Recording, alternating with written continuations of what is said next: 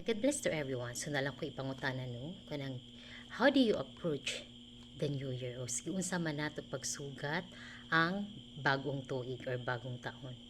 So we have different perception no daghan tay mga pamahiin or daghan tay mga kanang belief about sa pagsugat daghan tay mga pamaagi. So, naiuban nga magsulog og mga polka dots. So, for kuang kuno, ug naapoy uban nga moambak para motubo. So, daghan jud mga kuan, mga tuo-tuo as our culture as a Filipino or mga tradisyon nga atong nakuan, atong nakuha. So, naapoy uban nga daghan sila yung mga borloloy sa lamisa. So, wala may daotan ana no. Pero ato hunahunaon nga ang naghatag na to grasya mao lamang ang Ginoo. So bisag napatatanan pero kung wala pud wala dili pud ta molihok ug wala pud ang panalangin sa Ginoo maglisod jud tagkuha nini. Hinuon daghan may mga nga na-achieve no, mga achievers nga mga tao pero wala man ta kahibaw kung kini nagagikan ba sa Ginoo.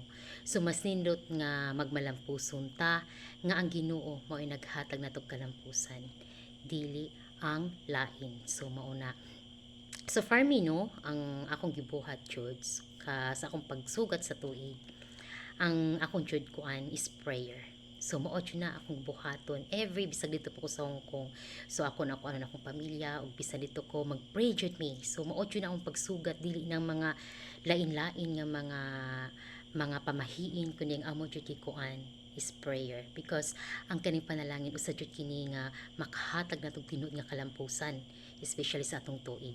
So mao na akong gibuhat, ako gikuan akong pamilya, na akong nanay, ug dina pagay ko bisita. Shout out ni Cho Roger no, salamat sa among bisita nga si Cho Roger nga naadjud pud siya. So mao ning among pagsaulog sa New Year, nga akong jud una pagpasalamat sa Ginoo. Kay mao ni naabot pa ko ning 2025 nga akong pamilya buo ug nagmalampuson kami kanang naamang kami mga plano ug gihatag jud sa Ginoo.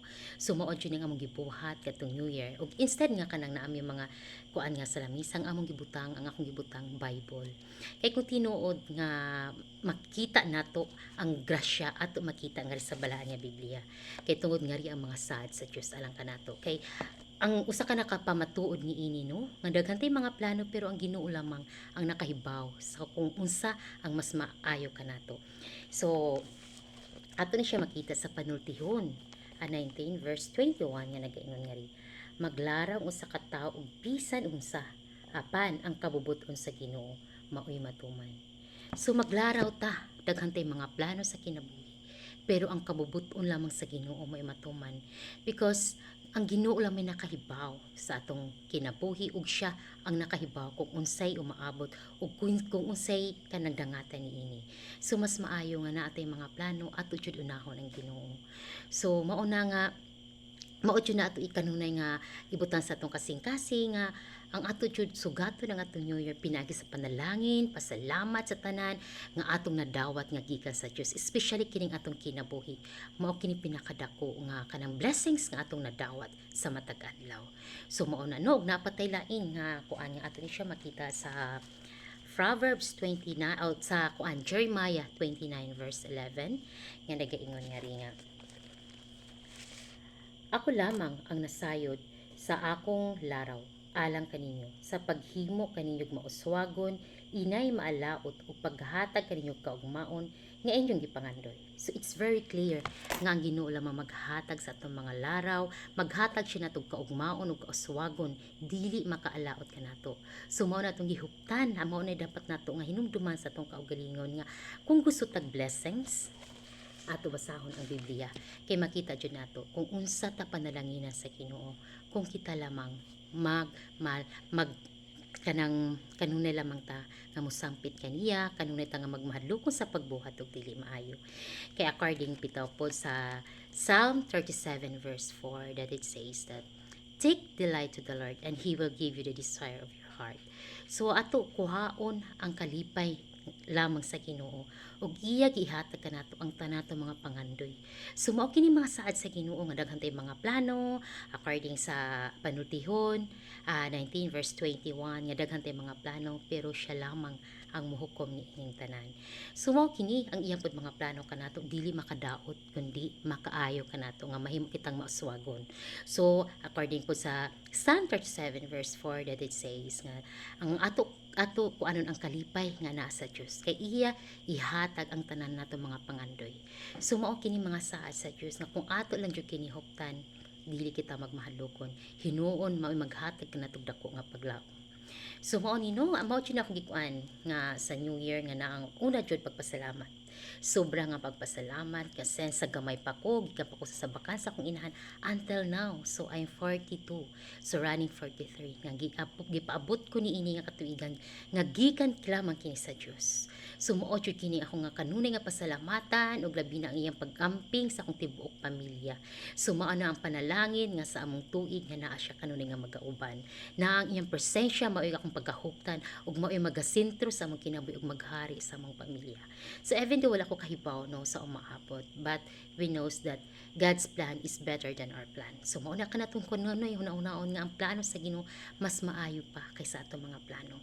So mao na nga kanunay nato nga ibutang sa atong kasing-kasing nga ang paglaom lamang ang maghatag natong paglaom og dako nga kalampusan ana alang nato makita sa Dios.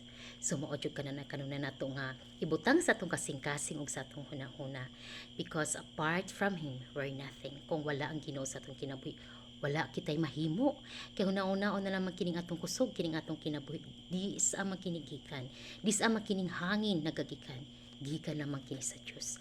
Ang iyang proteksyon kining atong gikaon, kining atong mga na kuan karon gikan man kini sa Dios. So mao kini dapat nato nga pasalamatan nga dili jud nato kalimtan ang pagpasalamat nga instead nga maghimo tag mga daghan nga mga tradisyon no ngano di na lang ta magpasalamat sa Ginoo. Kay ang Ginoo wala imposible nga dili niya mahimo sa atong tibuok pamilya ug sa imong kinabuhi. So mora ka to no. So unsa may inyong gibuhat sa katong New Year? So as what I've said, ang akong gibuhat prayer jud nga instead magkuang kog mga of course ay mga pagkaon no. At least makapagkaon po ta sa uban, but of course ang ako jud gibutang nga sentro mao kining Biblia, sentro sa among lamisa kay nga rin jud nato makita ang tinuod nga grasya nga gikan sa Dios. Dili lang grasya nga material, kundi grasya nga spiritual, grasya physical. So mao kinatong hunahunahon. So God bless to everyone and to be God all the glory, and please don't forget to share this video kay mao kini maghatag kanatong paglaom ug naay mga na kuano naay mga tawo nga nadismaya o makakita niya nga video so maghatag kini paglaom o kahayag silang kinabuhi. So God bless to everyone and to be God all the glory and Happy New Year.